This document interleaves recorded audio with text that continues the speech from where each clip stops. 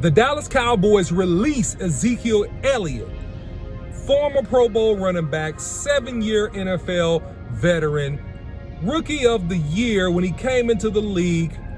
And listen, everything has its time and its place. Ezekiel Elliot has been released by the Dallas Cowboys. What does this mean?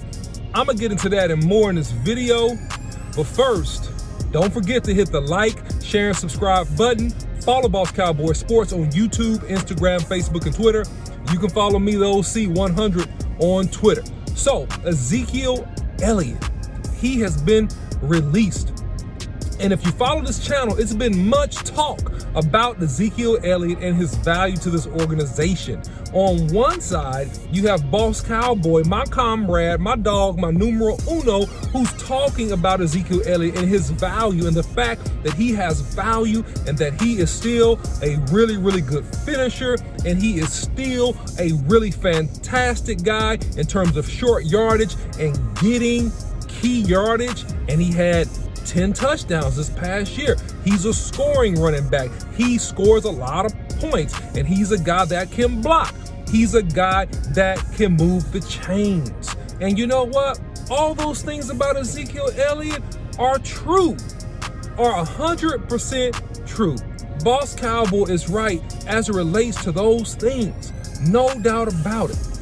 But there's another side to the equation, which is why, as I've talked about before, I believe these are the reasons why the Cowboys have released him. Now, he had a large cap hit. He had a large contract. And based upon his production, if you look at the NFL and even the beginning part of free agency, and you see much younger backs, and even some backs that had a little bit more productivity than Ezekiel Elliott, signing very, very team-friendly deals. These guys were signing 3-year deals.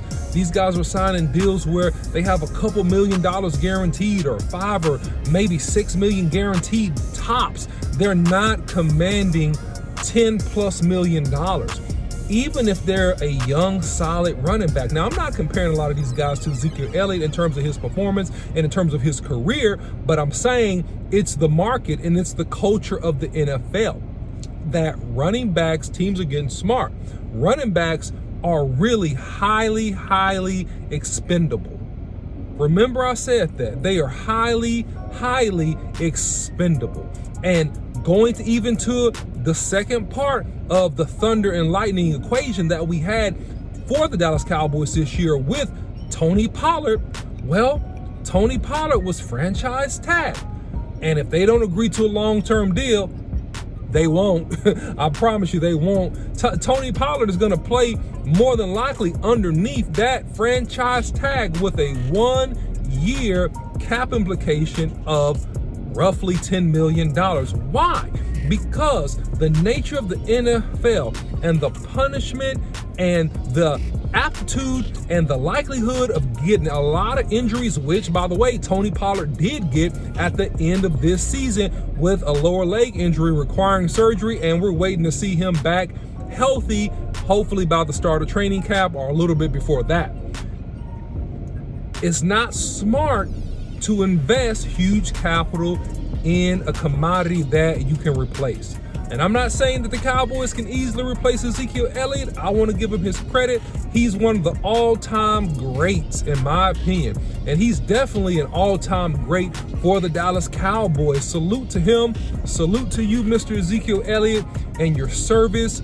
And hey, what does this mean? Well, it means some things that we shared before on content, that the Dallas Cowboys have the opportunity in this draft with the depth of running back to get a quality back in the first 2 to 3 rounds, which with this release more than likely will happen. Think offense, offense, offense. Really think offense this draft, especially in the front half of the draft.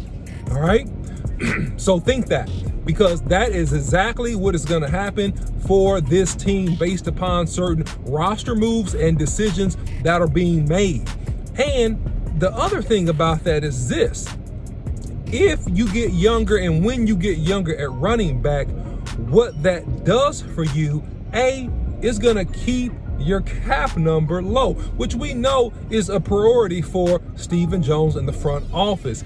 And you're getting young talent in, you're getting guys that are hungry, they're gonna fight for it, and it's creating a more competitive environment, okay? And this is even gonna create a competitive environment for Tony Pollard, because even with the franchise tag, he's gonna have to compete for reps. And it's a wise decision because Tony Pollard is not a full-time back. You gotta get another back in here. As a matter of fact, I think you need to get another 2 backs in here, especially if you don't feel great about Malik Collins, all right? So he did a good job in spot duty, doing some carries and getting some carries for the Cowboys.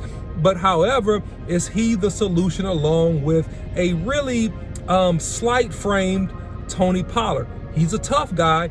He can run between the tackles, but physical frame and physics and genetics play a big part in the game of football and how well you'll do.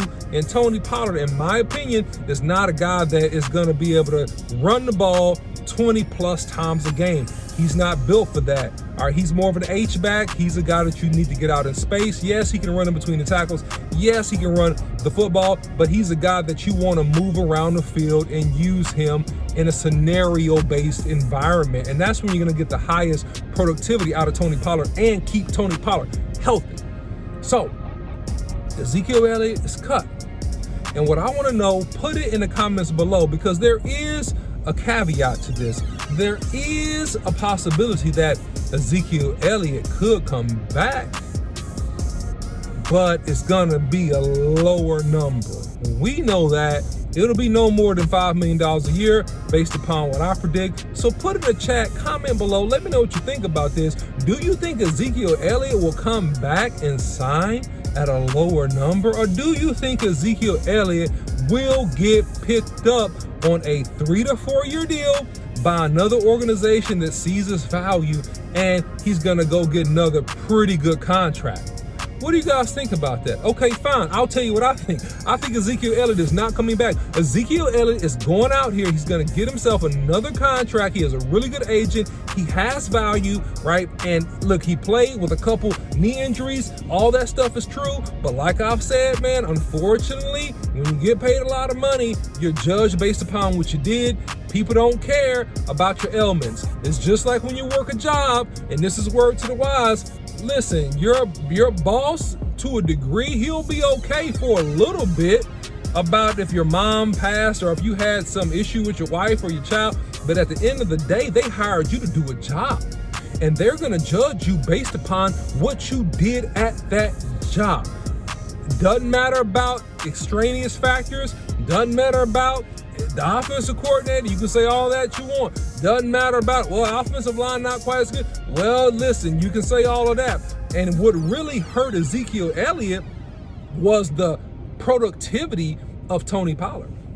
See, when Tony Pollard had almost equal carries, or actually I think a few less carries, and had greater production than Ezekiel Elliott, then at that point you can no longer justify the amount of money that you pay Ezekiel Elliott for the productivity, although I still think he's a very good running back. He's serviceable. He'll be a good running back, especially in certain situations, especially in the right system. I think a team like, in my opinion, the San Francisco 49ers will look heavily at him. I think a team also like the Pittsburgh Steelers or even New England will look at a player like him, and he would add a tremendous value to that organization. So let me know your thoughts and comments below, man. Ezekiel Elliott, sayonara, man. He's out of here, man. Let me know what you think. But also, don't forget, hit the like button, hit the subscribe button, share this content if you like it. Follow Boss Cowboy Sports on YouTube, Instagram, Facebook, and Twitter. You can follow me, the OC100, on Twitter. And until next time, see you.